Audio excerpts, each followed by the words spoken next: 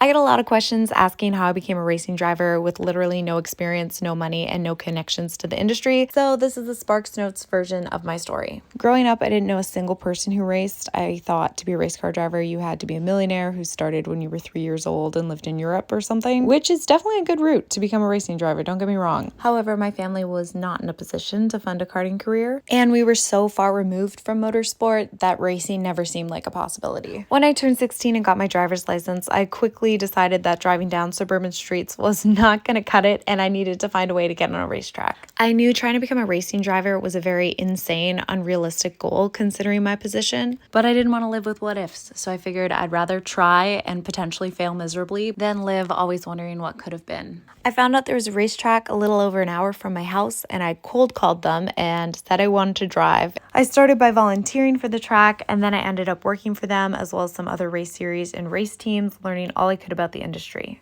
That summer, I took my street car, which is actually still my daily driver, to the track for lapping nights, knowing that if I crashed my car on the track, I would be taking the bus from then on. Then I heard about an international driver search competition where the prize was racing a McLaren 570S GT4 car in England, and I said, say less, where do I sign up? The competition had 1,000 drivers from 35 countries, and I went into it without any karting background and just one summer of lapping. So I was quite intimidated and figured as long as I could make it partway through the competition, potentially I could leverage that for some sponsorship back home.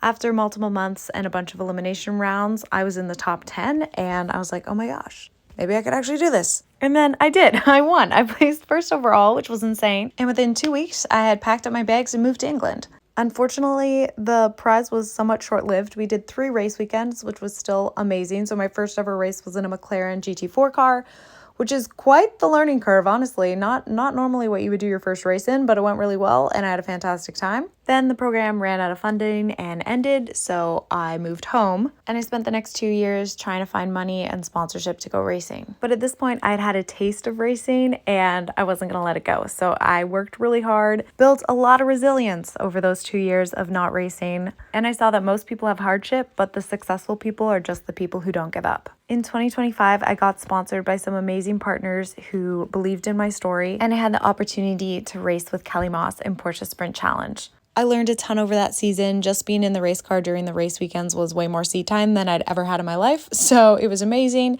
I walked away with multiple podiums, and I won the final race of the season overall. This year, the learning curve just keeps going up as I'm racing in SRO GT4 America, but I'd say that's pretty par for the course when it comes to my racing career and doing things I'm not super qualified for. So follow along if you want to see more of my journey and work hard for those dreams. You never know what you can pull off.